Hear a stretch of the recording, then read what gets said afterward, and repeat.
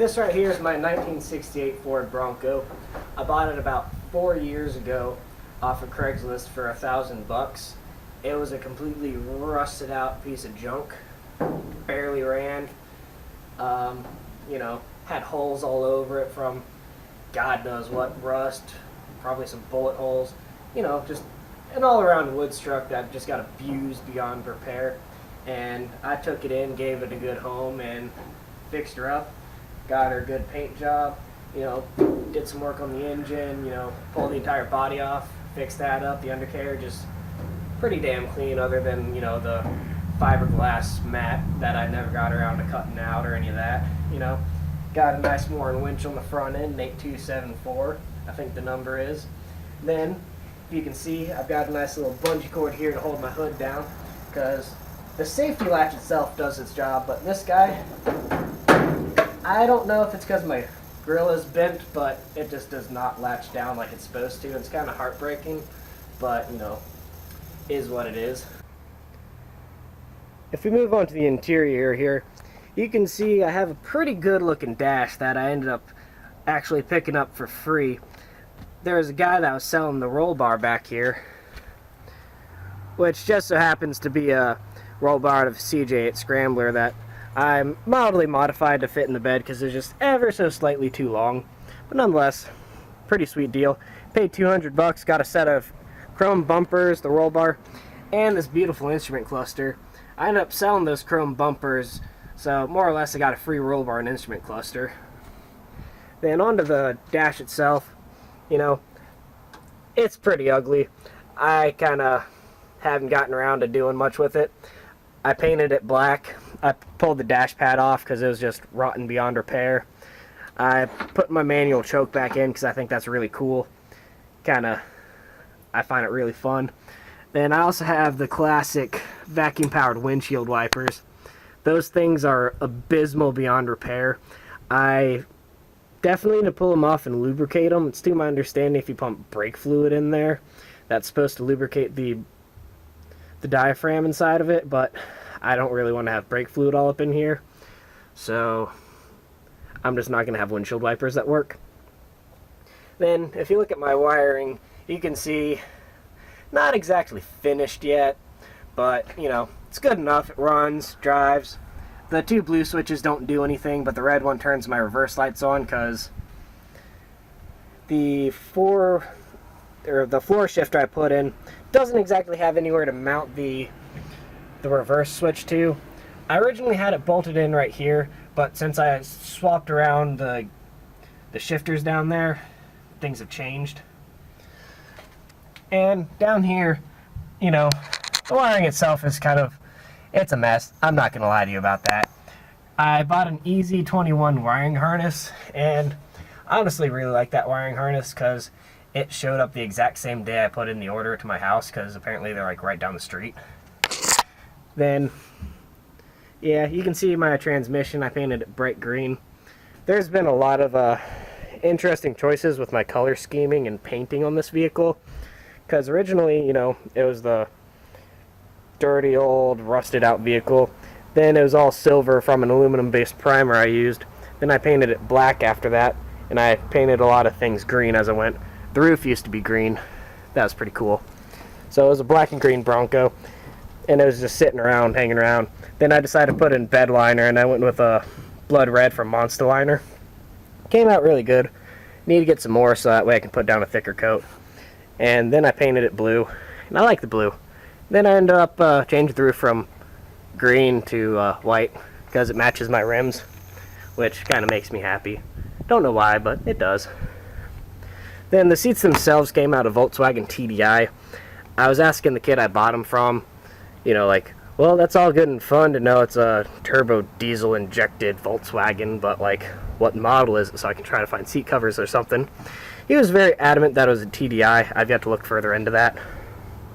So originally I had a bench seat in here, like the 1960s bench seat, but that was, it poked my butt really hard and I didn't like it, and it was probably dangerous and tetanus filled.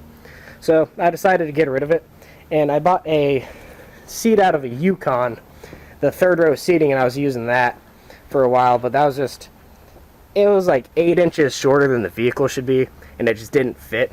So I ended up picking up this seat from a TDI, and I ended up fabricating my own bracket for the passenger side that you can see down here. I made it out of a bed frame because I had a bed frame laying around, and it works pretty well, you know. Seats in there nice and solid. Then I can't quite use the original seat belts that came with the seats, so I used the seat belt that came out of the Yukon, and now I have just a whole bunch of seat belt clips laying around all over the place. Then I drilled a hole through the roof so that way it could mount to the roll bar, because, you know, need that nice and sturdy. But the problem I'm running into with that is they're about 1 inch taller than they should be. So if I lock the seat belt out, like with the child safety lock on it, I cannot unlock it. So I have to pull the seat belt off and then sit there for like 10-15 minutes jiggling it, and it's kind of a pain in the butt. So at some point I'm going to need to get new seat belts. Then you can see nice blue paint, got a nice little tailgate with a big old dent in it right here. When I bought this tailgate, the dude I bought it from, he was sitting there and he's just like, yeah man, it's a real nice tailgate, and he just pushed it straight on the ground. He's like, nice and solid. It was pretty cool, but I was kind of like, dude, I'm buying that. Calm down. Then in the back here, you know, got my nice little bulkhead wall with the classic tire mounted to it. Something about that, I really dig it. Then if we move on to the underside of my Bronco, it's all nice and black and rust free. You know, got a nice black frame. A couple of spots I couldn't quite get the paint gun to because I ran out of paint, but you know, that's alright. Got a nice green transfer case going to a nice green bell housing. Then I bought a 2-to-1 exhaust, and you know, it does its job. I don't really care for the dump pipe that dumps before the axle. I'd rather have it go out the back, but I don't want to buy or bend tubing, so it's just going to stay how it is.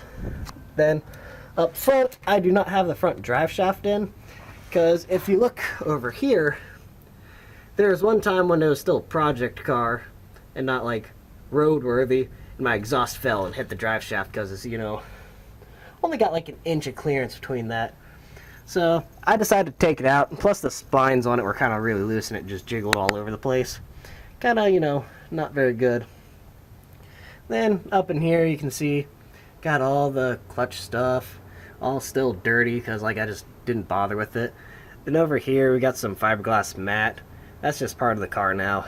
I like it like that. You can see up there where I was patching holes with fiberglass. Then, yeah, that's about it for under here. I intend on replacing the bushings at some point for all the suspension and all that, and when I do, I want to paint the axles bright red because I think that'd be really cool. So, yeah, hopefully that'll all come together pretty nicely. Let's go take a look at the engine.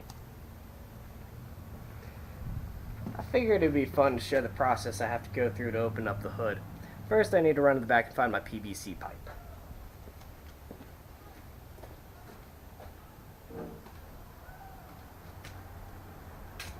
This is what I use to prop up the engine right now, to prop up the hood. I do not prop up the engine with it. So first, got to pull the bungee cord off. Pull this guy because it just barely happens to grab. Then I need to prop the safety latch up. Open her up. Slide this bad boy up in here. Then sit her down.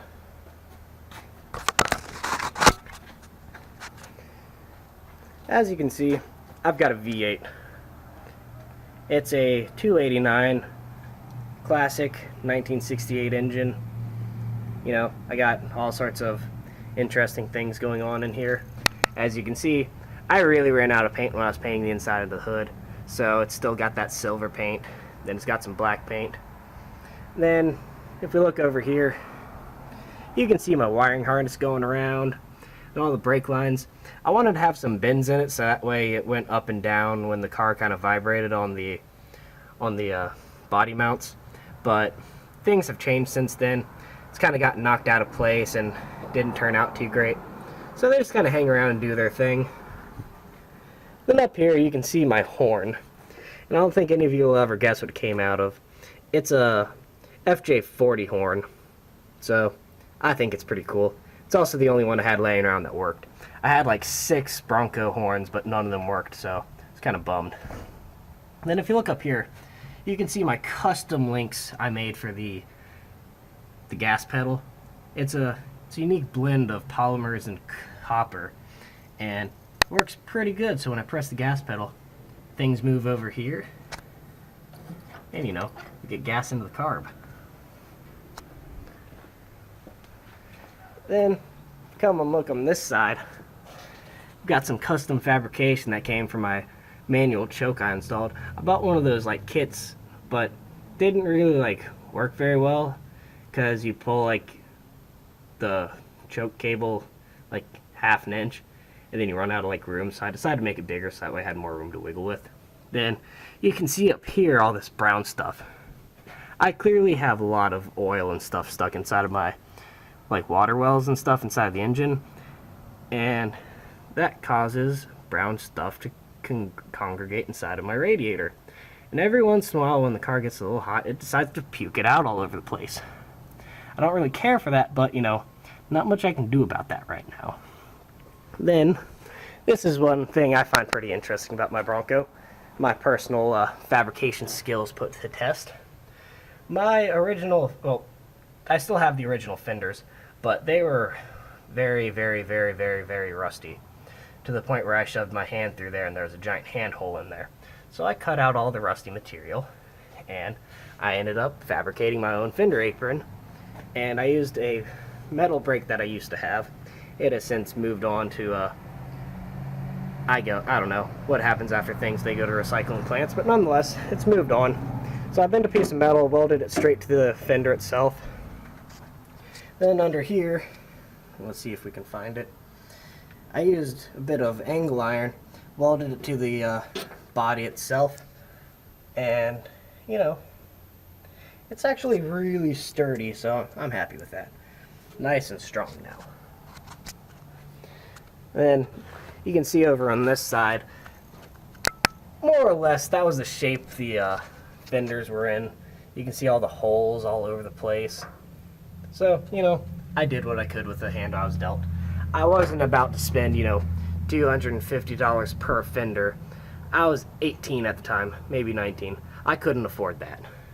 Plus, you know, lines up decent. It's all good and fun to show off a car, but what's the point if you can't prove it runs?